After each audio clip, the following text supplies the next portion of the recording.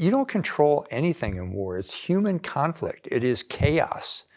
The only thing you control is the amount of chaos you have. And that's part of the training of governments and militaries to understand how rife that is toward violation. So again, it gets back to values. Are you humble or are you filled with hubris?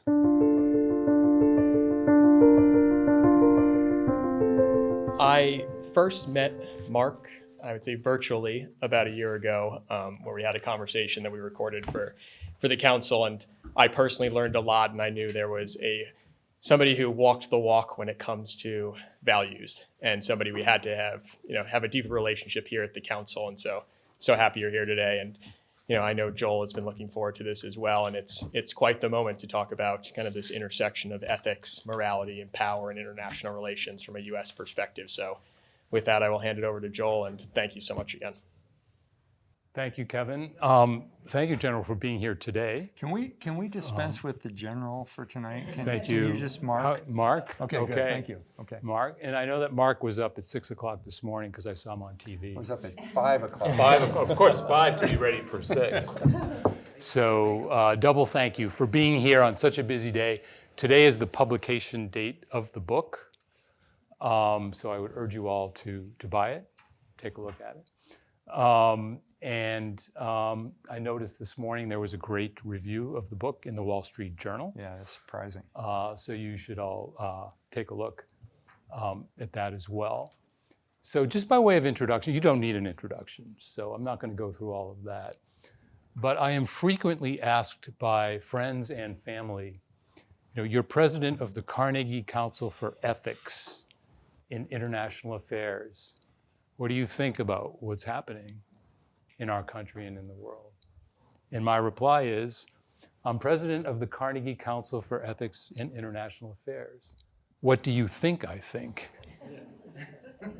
Mm-hmm. Right? And I think everybody understands that. Something's going on. I've been referring to Prime Minister Carney's speech about rupture. There's something's moving, something's changing. And it seems to me that we're leaving something that has to do with ethics, values, leadership, and we're going to something else, or at least that's up for grabs. And I think all of us are looking for some kind of moral compass to sort of get through this. And I don't mean this just to flatter you or hyperbole or whatever, but when I read your book and I've been listening to you think, that's what we need. So thank you for that. Thank you for being here. Part of the challenge of a place like this is to, ethics in what do you mean? And the best way to do that is to show it and the work that you've done, your life, your career. So thank you for that. So with that said, I'm gonna just kind of kick it off. We really want this to be interactive. That's why we've set it up like this. We want people to ask questions. We want to have engagement. I think that's what you want to do as well. Absolutely.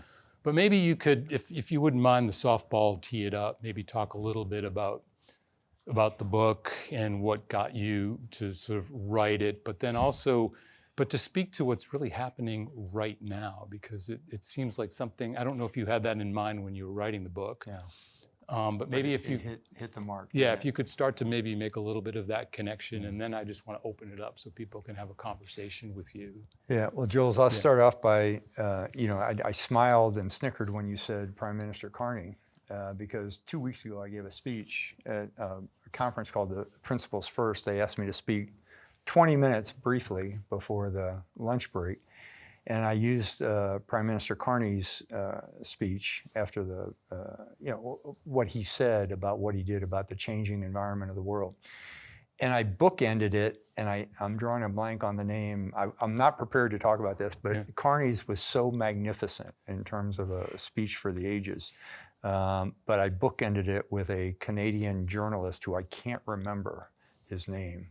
And what he said was, after the Halifax Security Council, he said, the Americans ain't effing coming back. And my response to that is, oh yeah, we will. And we won't come back the way we were, but we're going to come back differently. And in order to do that, we have to generate trust.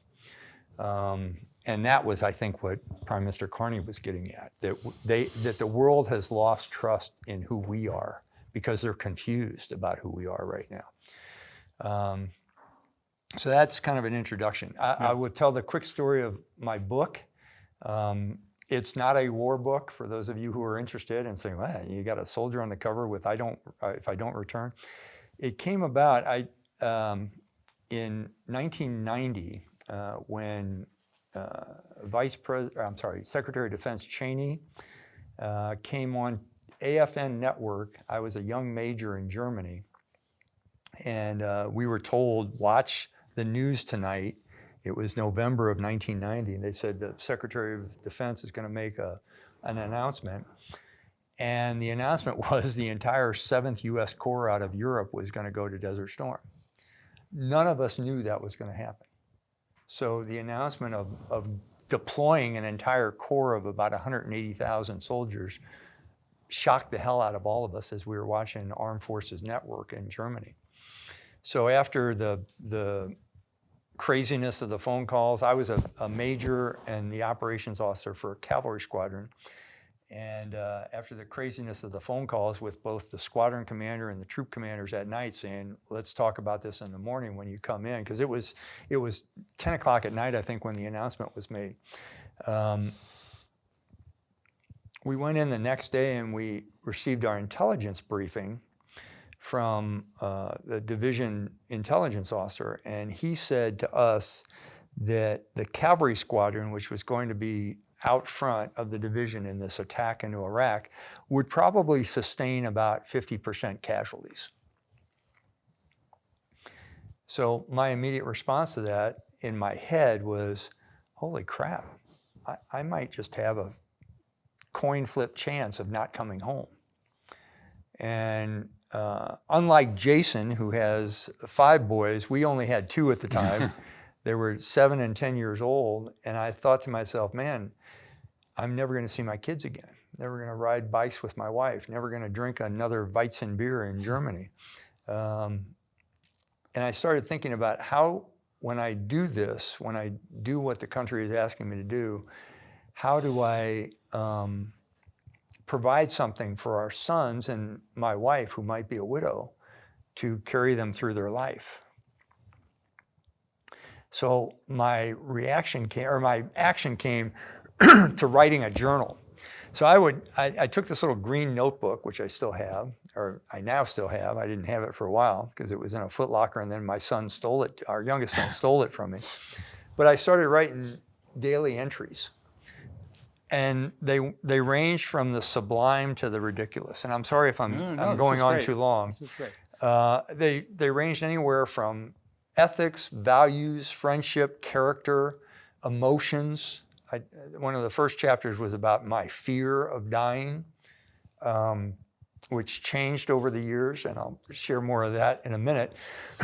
Love of my wife, love of my boys. Then when it got into the war, it described after the war was over, the 4-day war was over for us ground troops. I talked about the war and what happened.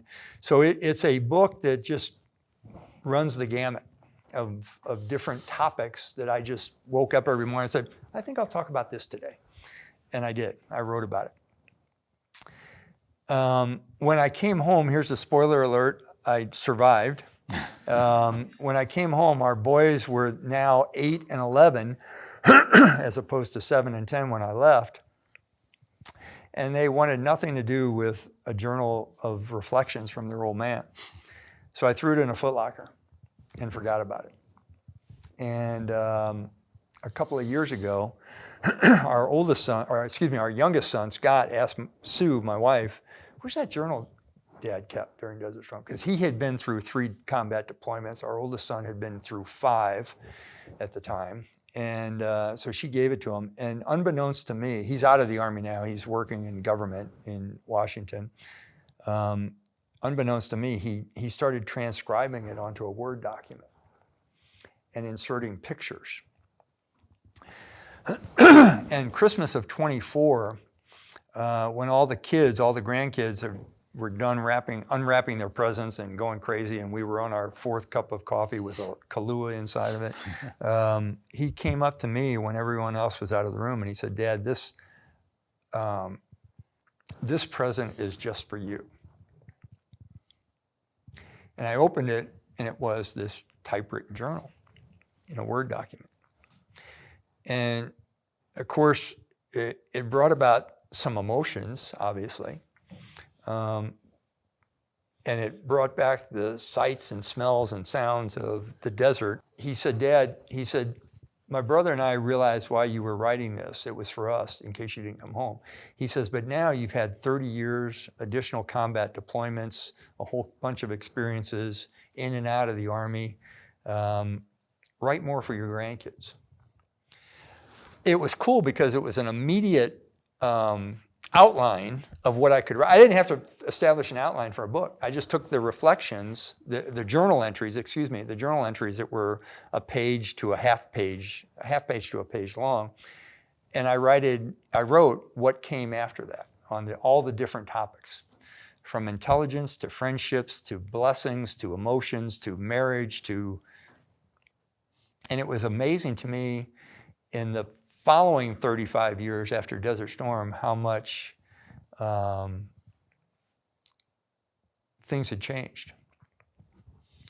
But one of the things coming back to, Joel, and I'm sorry for the long introduction, I promise the rest of my comments won't be this long, was the fact that ethics and character remain the same.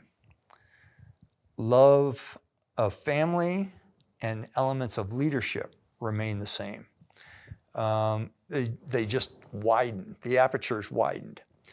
And as an old guy now, all of those things, as I'll tell the story about Rhonda Bartlett in a second, who's unfamiliar to most of you, taught me things I didn't know.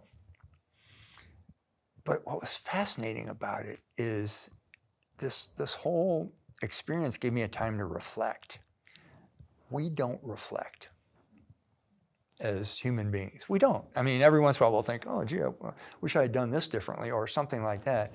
But we don't look at our life's journey in terms of being built by character and ethics and behaviors and leadership and love for our family. So that was the path of the book, the journey of the book. I was on Nicole Wallace's show right before I came over here, and she started reading one of the opening chapters as kind of a lead into what she was going to ask me, and she started crying. And of course, as I say in the book, my wife accuses me of crying at supermarket openings, but I said, "Hey, Nicole, if you really want to get choked up, get to the last chapter." Because the last chapter is all about Douglas MacArthur's prayer to his sons. And if you've never read MacArthur's prayer to his sons, read it. I'm not a big MacArthur fan, truthfully, but his prayer was probably, in being the conqueror of Japan and all the other things he did in his career, his prayer to his son was probably the best work he ever did.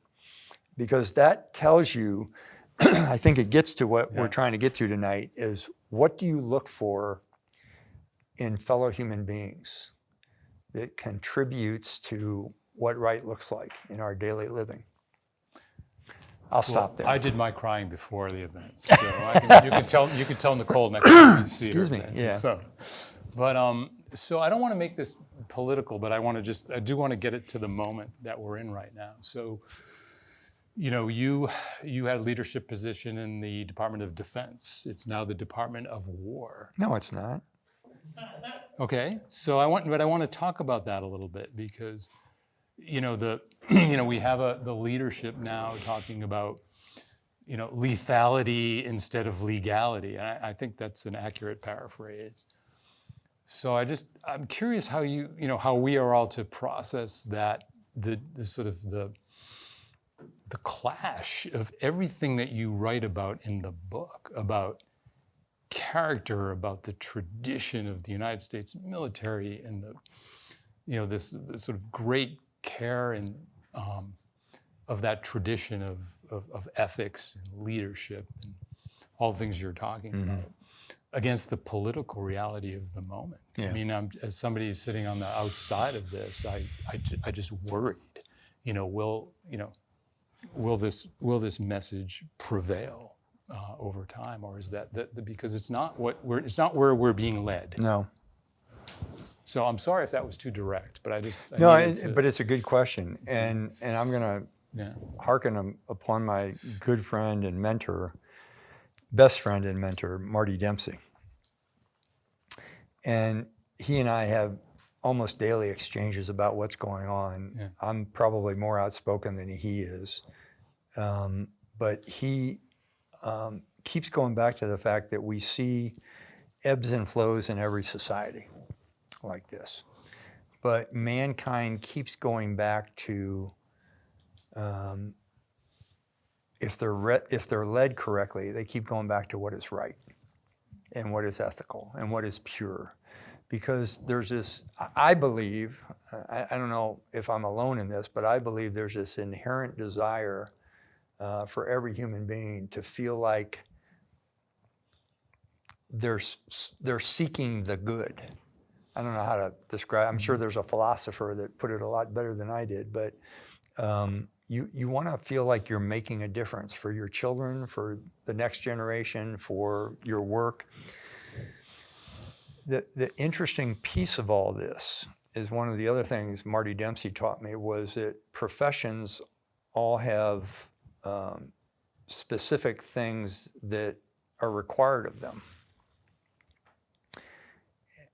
And what I've learned since I've been teaching at a business school is businesses have the same requirements of a set of values, a set of ethos, a requirement to learn and grow every day, a requirement to discipline or dismiss fellow professionals if they don't live up to the standards of the profession, and that in each one, especially the professions, you're asked to do things that no one else in society can do. My dear friend Jason Wright's a lawyer, and the profession of law has those professional ethos. And just like every other profession, some professionals, if they call themselves that, don't live up to it. But they're not really a professional if they don't. How does that correspond to the rest of society? Business leaders have the same kind of requirements, except they can transfer around to different industries and all that. I firmly believe, to get back to your very simple question, Joel, that we'll get back to what's right, but I don't think that's going to be enough. We're going to have to regain trust with our allies because we've lost the trust. And I think somewhere in the book I say, if, my dad once told me that trust is gained in drops and lost in buckets. And we've lost truckloads of trust over the last 11 months, 13 months now. So how do you rebuild that trust with other nations, with your own citizens as you're trying to destroy institutions, with things like values when there's stuff like mis and mal and disinformation all over the internet? I'm glad I'm not going to be around to see it. Jason's 5 young men that he's raising are going to be around to see that. They're going to have to deal with it. So we're going to have to set them up as best we can for success, because that's what generations do, right? All right. Is this too sappy? No, not at all. But if I could follow up with that, because I think you're touching on something very important, but I also have a question sort of in the back, because you're talking about generations. I do hope you are around for a long time, because we need to pass this on from generation to generation. I'm very lucky that I grew up in Norway with all my 4 grandparents alive. I learned a lot about the history of World War II when we were occupied for 5 years by the Nazis, and how my grandmother had to clean for 2 SS officers in her house that my dad grew up with. But I learned that from listening to them. So where is that generational gap today? How do we transfer that part today? I'm also extremely lucky that we have a cabin in the north of Norway, or All just Norwegians have a cabin in the north of Norway. I know your cult.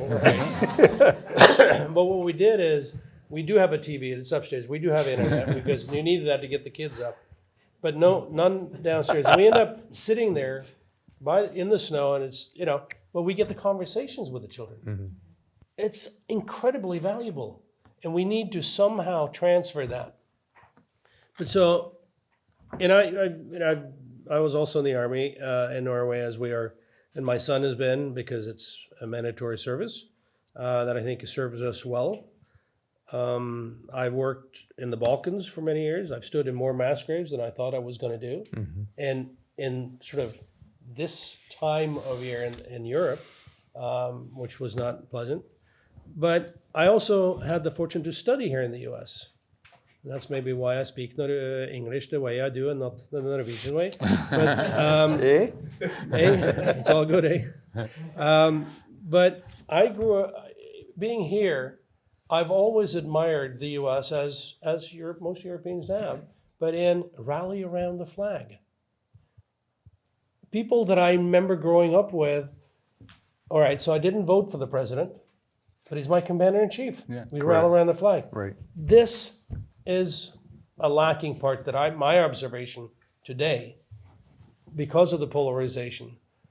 And I do hope that you find back to that, because that's going to be important as a leading star for others as well. Mm-hmm. Because we do look to the U.S. in many, many ways, but that's what you're now losing. Yeah. I have to, from the consulate here, we have to send reports back home and tell the U.S. is not a country, it's a continent, and you can still do business here. People are afraid that, what does it mean to come here now? And so we need to change that narrative.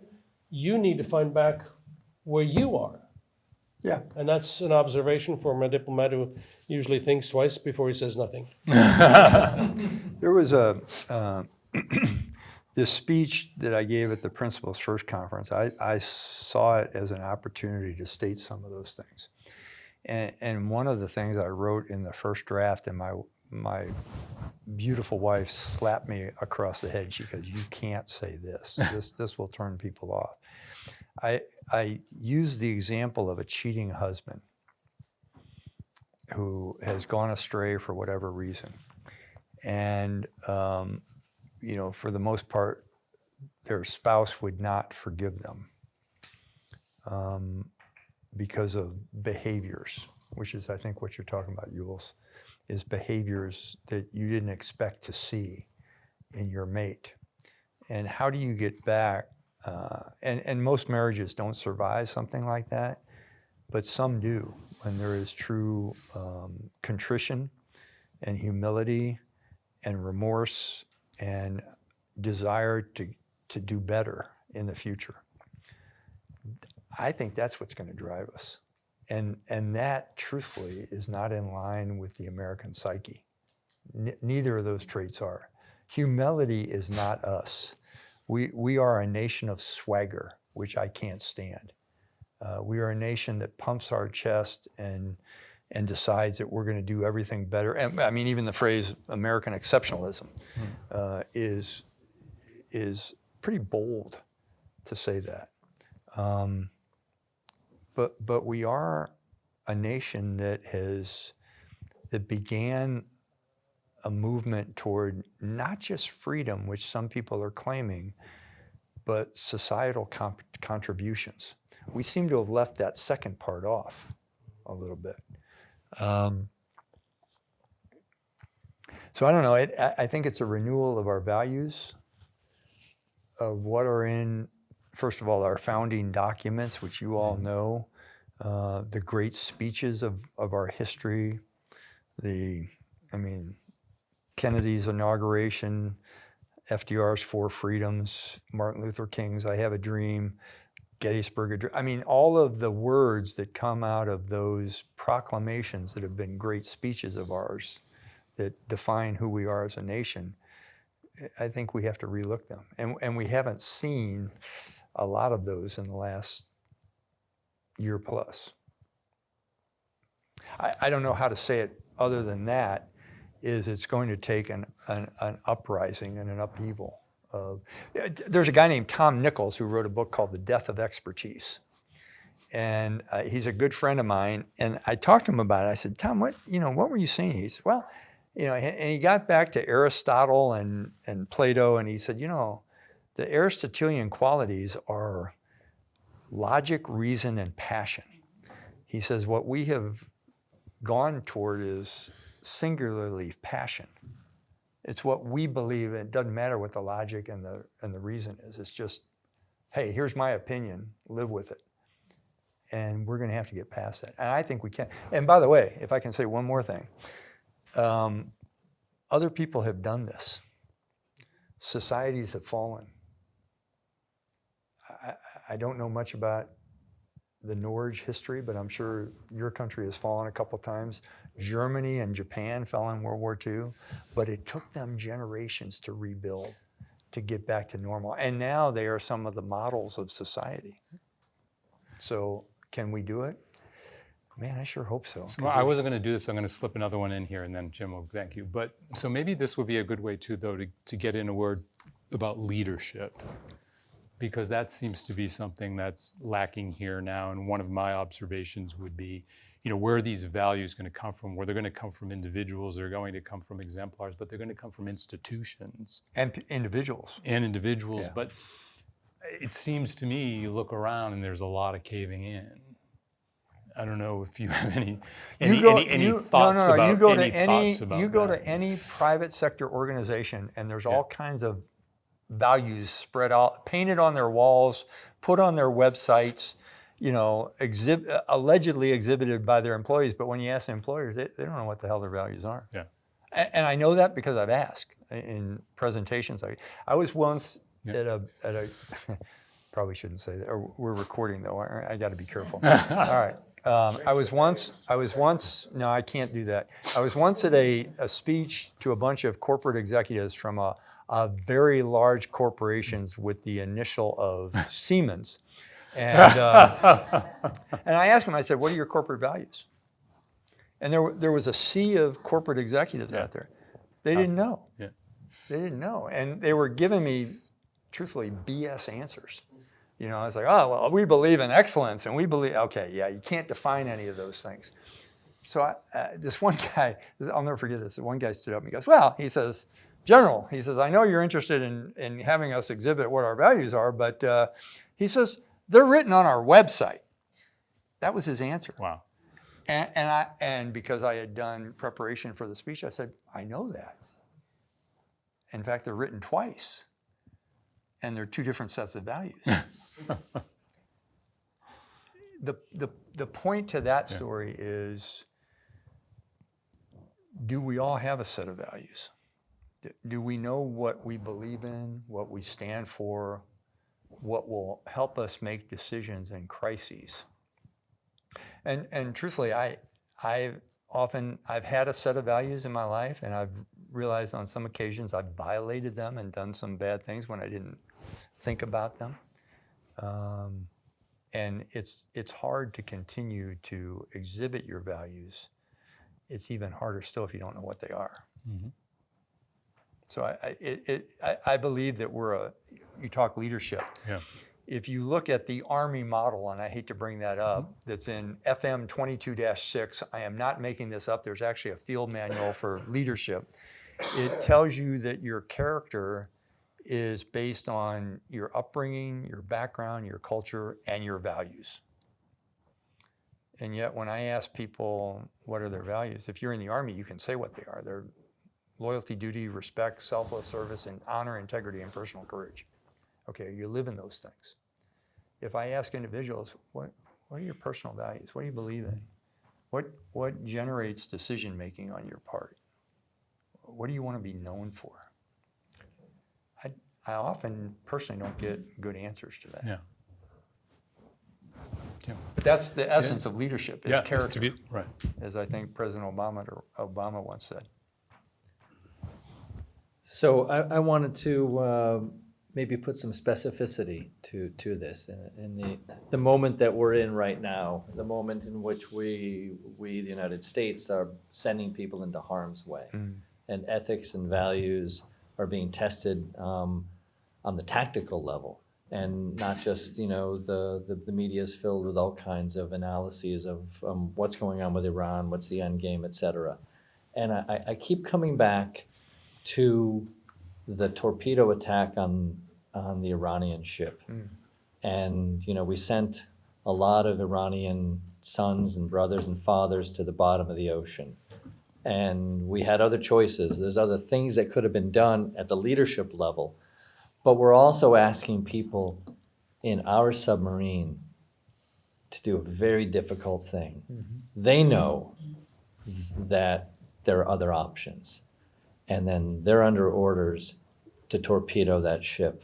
And that's a moment of testing. And I happen to know from Iranian friends of mine that this has deeply, deeply upset the Iranian people. They know that wasn't necessary. They know that we did that almost to make a video game out of it.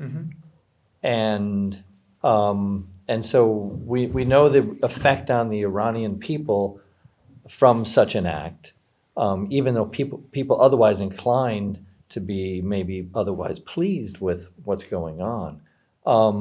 But I think we lose sight of the fact, and I know you don't because you've lived it, of what it does when you're put in the situation where you have to make that call as an American military person. Yeah. In that particular case, I mean, it gets back, if I can echo it back to values, it's hubris. Yeah. We did it because we could. And it's swagger. We not only did it because we could, we want to prove how tough we are. Can I bring someone else in this conversation? Of course. Jason Wright, if I can introduce you to him. Jason is a lawyer, a very well-paid lawyer, I might add. But Jason was my aide-de-camp in Iraq. And the Judge Advocate General of the Army thought I was crazy when I was choosing an international law expert to be my aide-de-camp. But he allowed me to do it. I'm going to let Jason answer the question, if you don't mind, in terms of cultural norms and obedience or disobedience of orders that are on the razor's edge. Because he constantly advised me on this, so he's the expert at it. And let me just maybe, Jason, add one element to this. So, I mean, I'm not saying that the action that was taken was a violation of international law. We could do it, but was it wise and was it right to do it? Yeah, and you weigh all those things. Yeah, so please. You do. And of course, I'm going to have a tendency to revert to the law. And answer the question as Which a was lawyer. always good. Yeah. But certainly from the international criminal law framework, when it comes to personal responsibility, the Army has it enshrined in doctrine and regulation and the law that all service members have, and the Navy as well, have a duty to reject manifestly unlawful orders. And this is a precedent that's been around for really since some of the first international criminal tribunals. Manifestly unlawful. That's what the standard is. Jason, can I insert? Please. Can you say that one more time? Manifestly unlawful unlawful orders. Right. But there's an assumption that orders should be lawful. That's the working assumption. But that gets to the legal framework. It doesn't get to the normative framework. And of course, our laws are based on normative values. Many of the same values that General Hertling, has been talking about today. So if there is a service member facing that situation, they still have a choice they can make. It may not be one that is going to be beneficial to their career. Mm-hmm. It may come with consequences when it comes to court-martial or other discipline. But there's still an individual choice that someone can make along the way, ultimately. If I can add to that, because it gets directly to the scenario of the submarine launching a torpedo.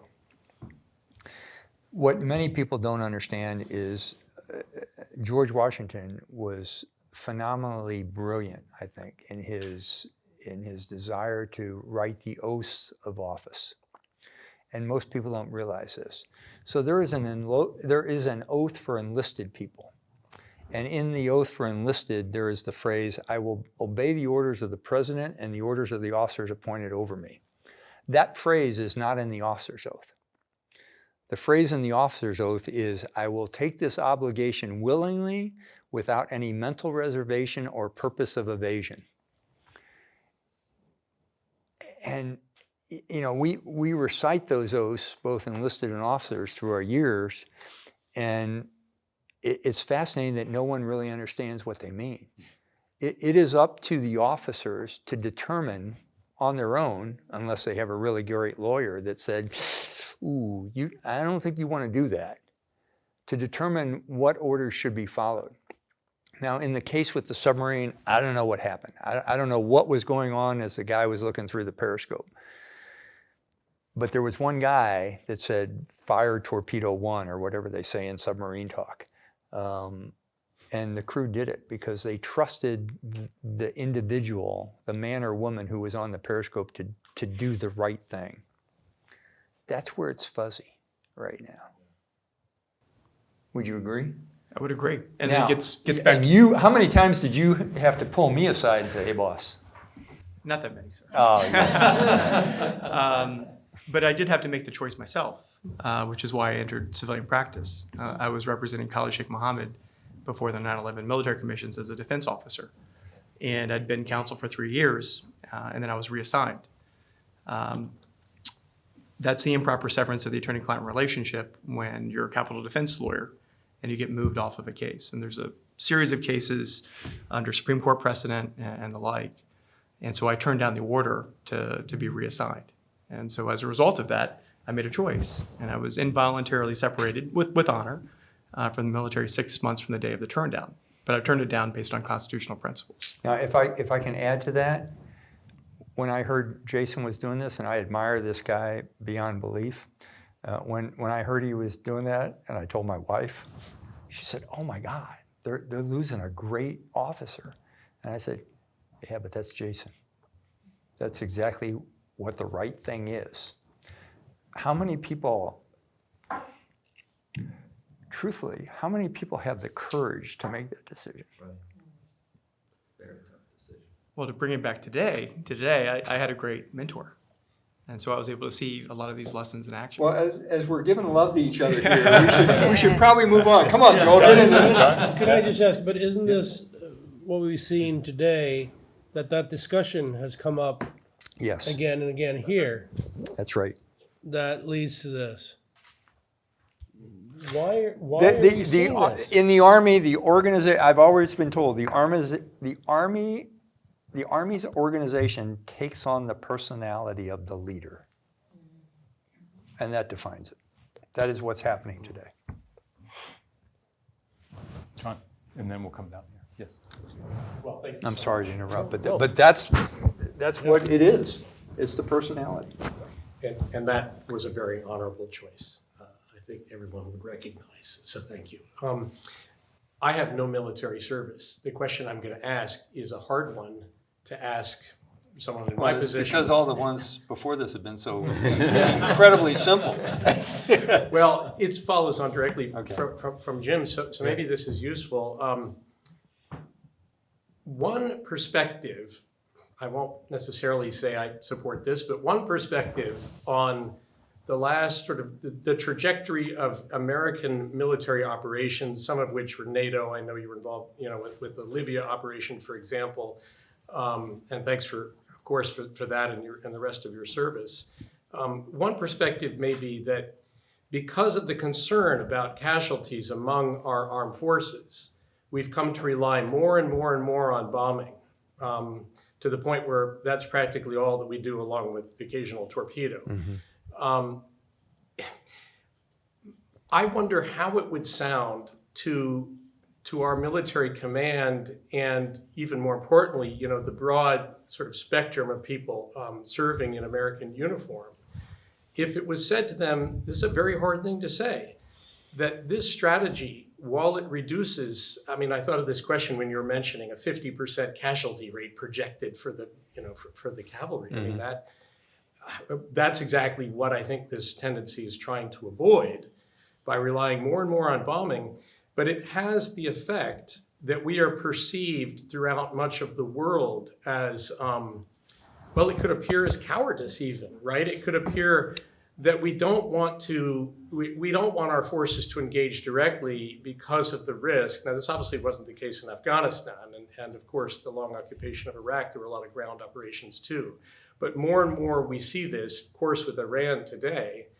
And I wonder if that is damaging, or among many other things, it's one of the main drivers of our kind of negative appearance to the world community.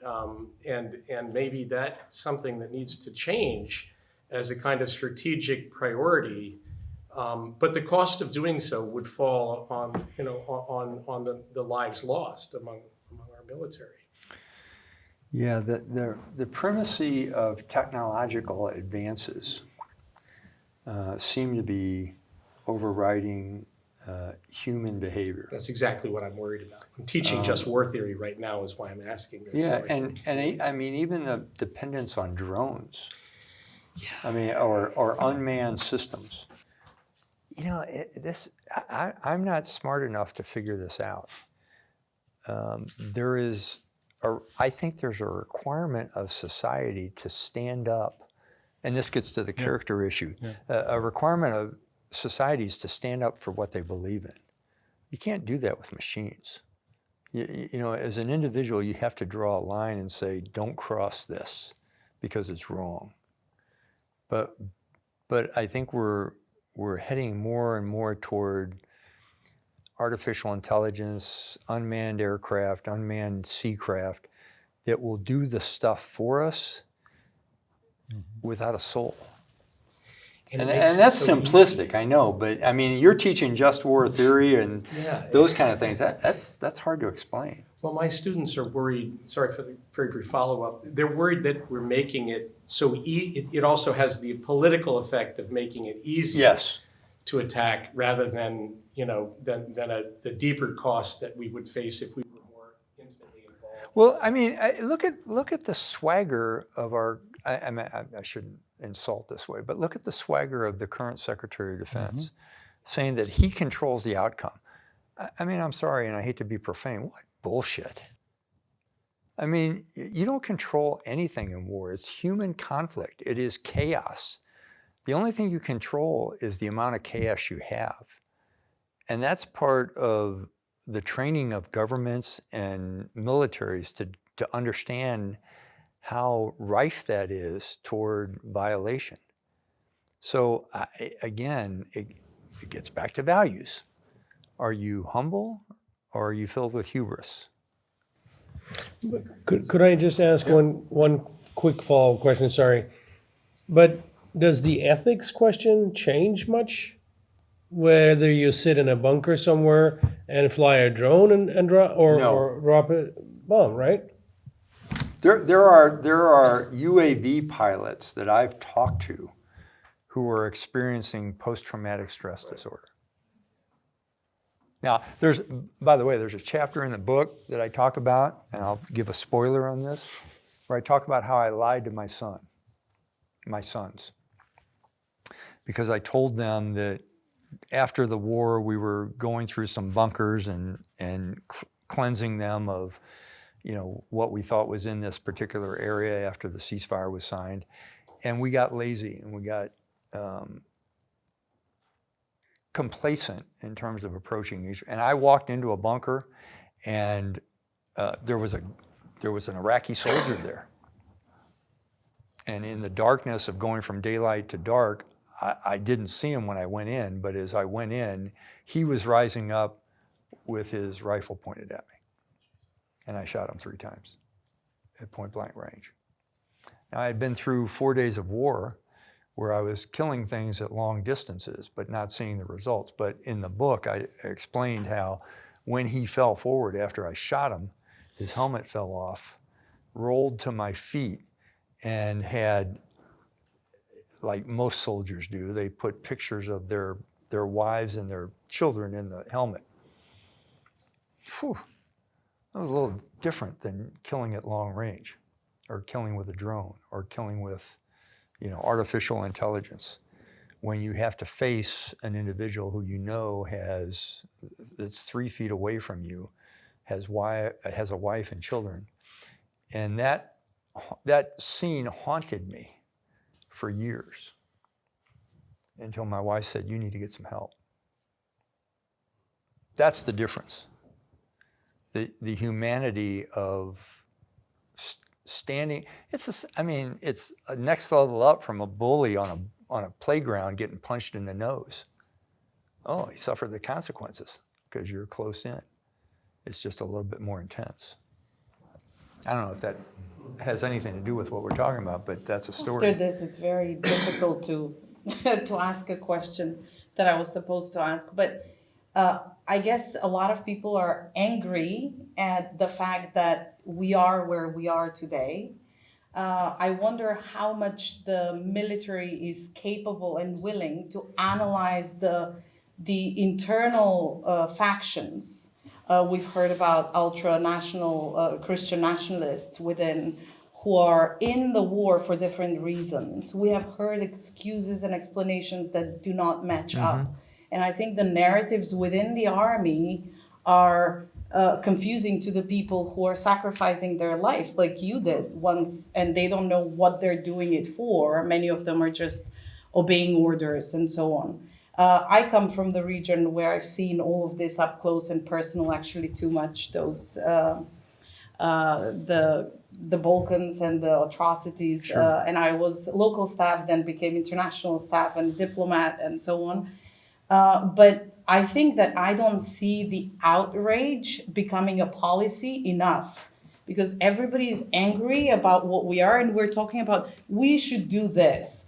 This should be, who is we? Who is going to say that this is absolutely unacceptable, especially because in our case, in former Yugoslavia, we had a tribunal and we allowed Milosevic to die without even having a verdict, which is unacceptable. Yeah. And knowing that the legal system fails even post-bellum, what do we do in order to prevent? I've been teaching prevention for many years, even at the NATO Defense College. And when I go back, I'm thinking, I wish I was teaching those generals other things rather than how to negotiate.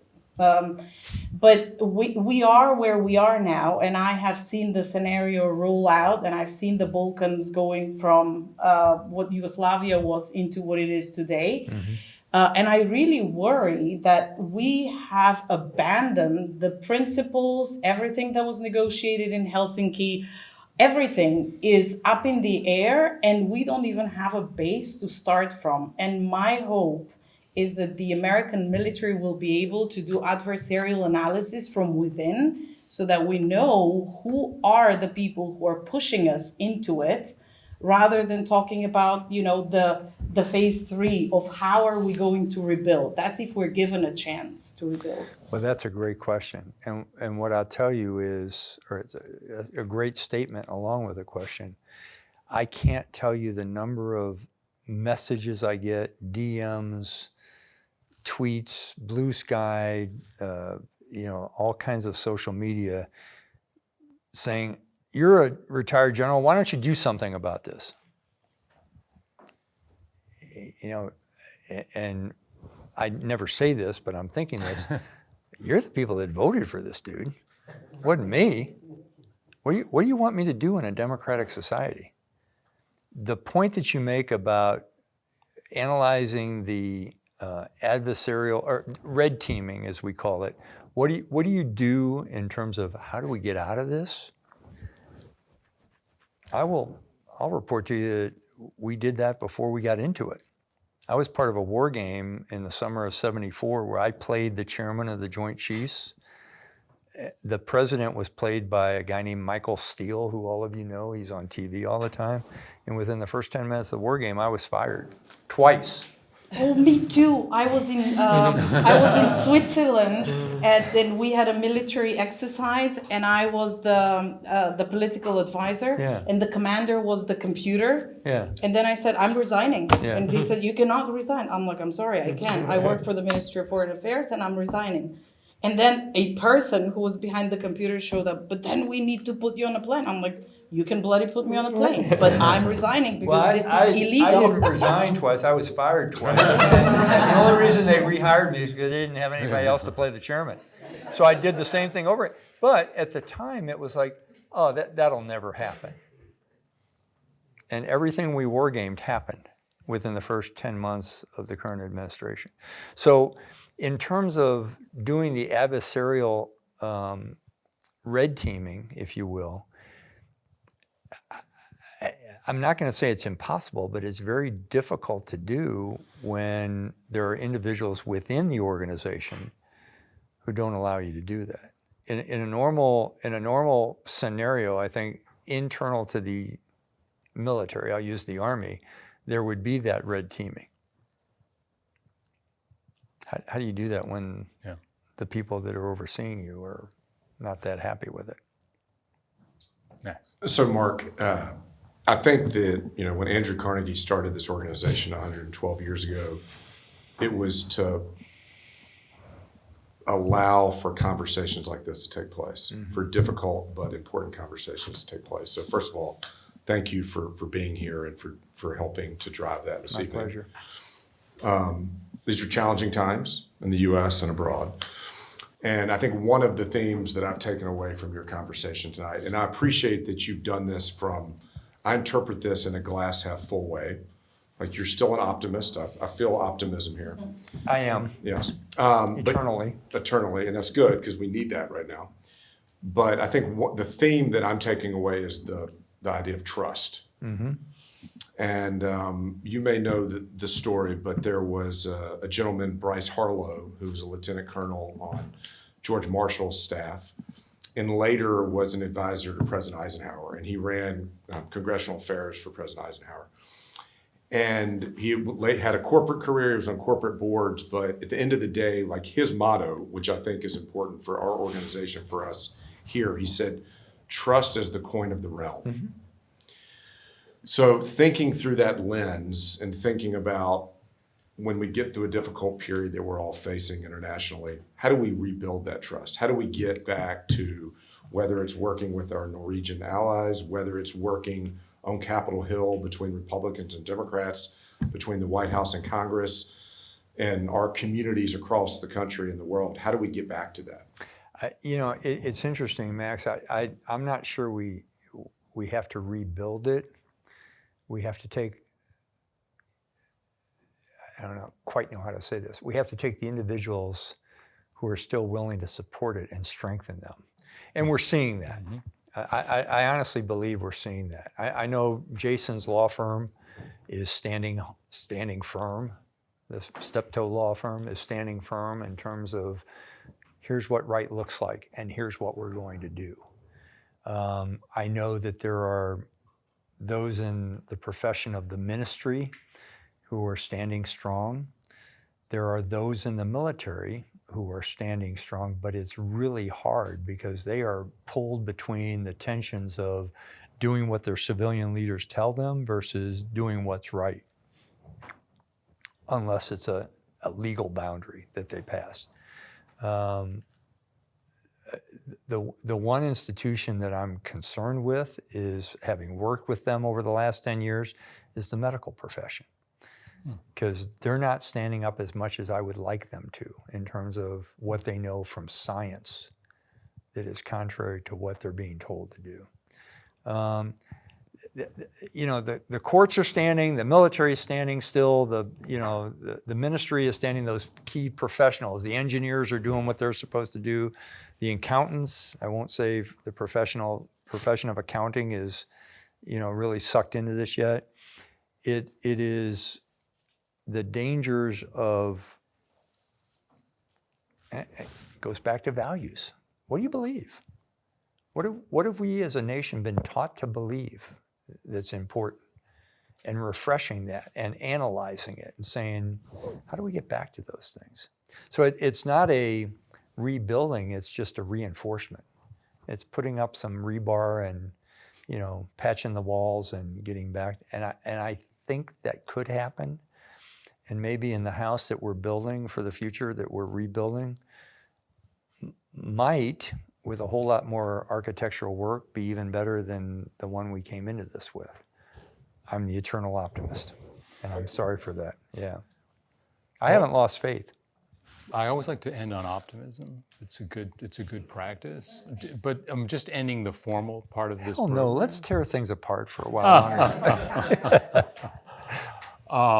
But Mark, thank you so much for being here. I know it's been a very long day, and we just really appreciate your presence here and your reinforcement. And as I said to you when you walked in, I hope that you feel at home here. I do. This is very because nice. Thank you. The mission of this organization is directly related to your life's work. So, Can I tell a story? Of course. To end it? Yes. It has to do with values, because that's what we've been talking about. I don't know if you were with me on this one. It may have been before your time, but I was doing what we in the military euphemistically call a battlefield circulation, which means we were visiting a unit. And I came upon this unit in the 101st, that was one of our units in the 101st Airborne. And the normal approach I would take, and Jason I think could back me up on this, is I would go, he would plan the visit, and we would surprise the unit we were going to that were coming in. And I would normally go up to a lieutenant and say, hey, I'm a 2-star general, and I'm gonna go out with your unit and go on a patrol with you or walk around, whatever you're gonna do. And we happened to chance upon this one unit that was going on a patrol.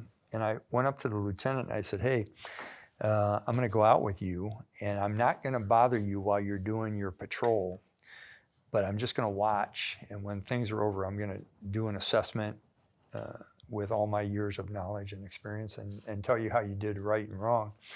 And he's, okay, sir, that's fine. So he did his inspection. He was great. He did everything he needed to do. I was watching him very closely. The soldiers were prepared. They were all kitted up and everything.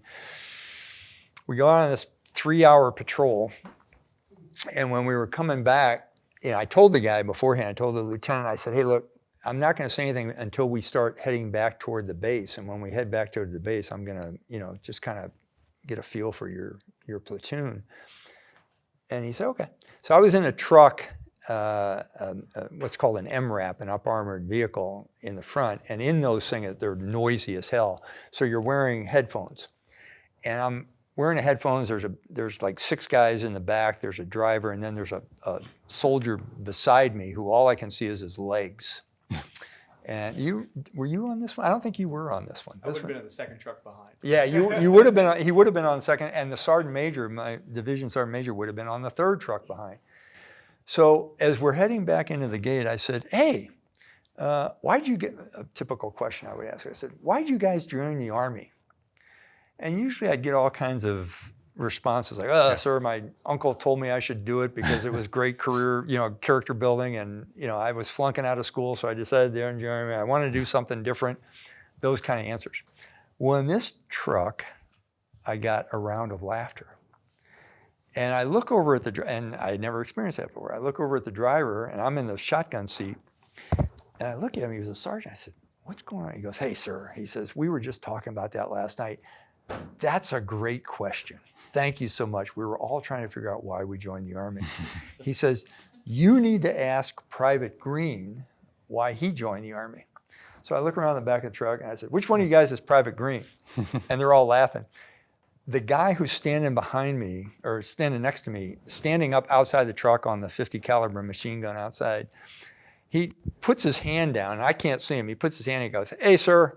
He says, I'm up here. I'm your gunner.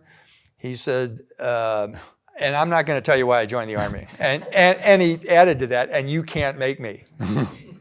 So I said, yeah, everybody laughed again. I said, so Green, I said, I can make you. I'm your division commander. I said, why'd you join the Army? And he goes, sir, they're not asking you to tell. And by that time, we had kind of developed a camaraderie in this short couple hours.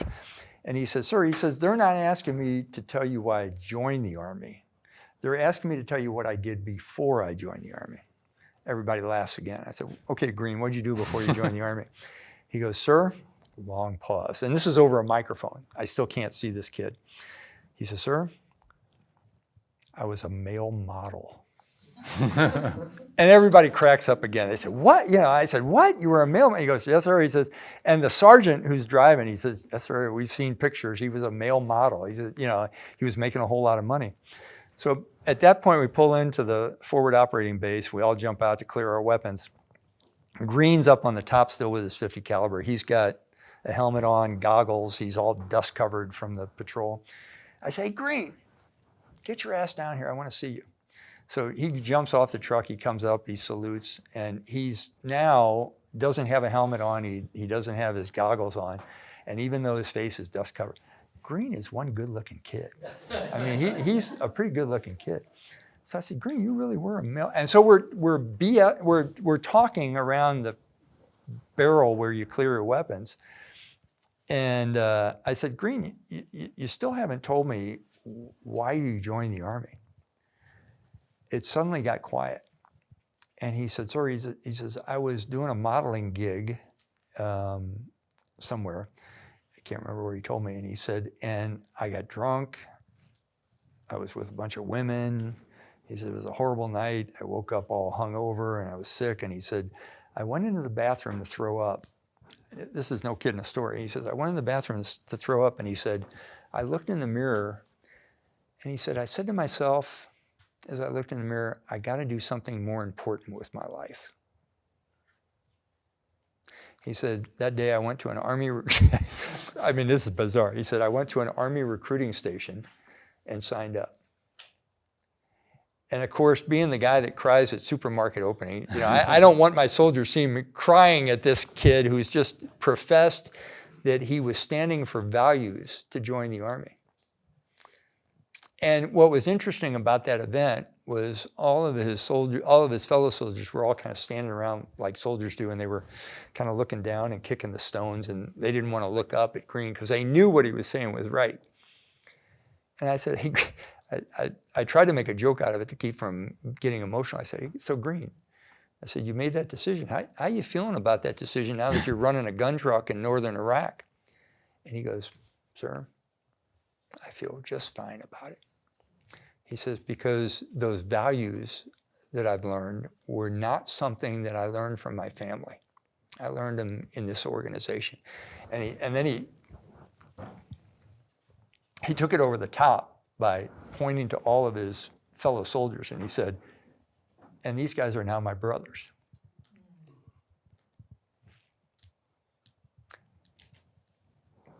The question you asked Max a little while ago is, can we get that back? I don't know, but I sure hope so. We're going to try. Thanks, Mark. Thank you. Got it. Thank you all.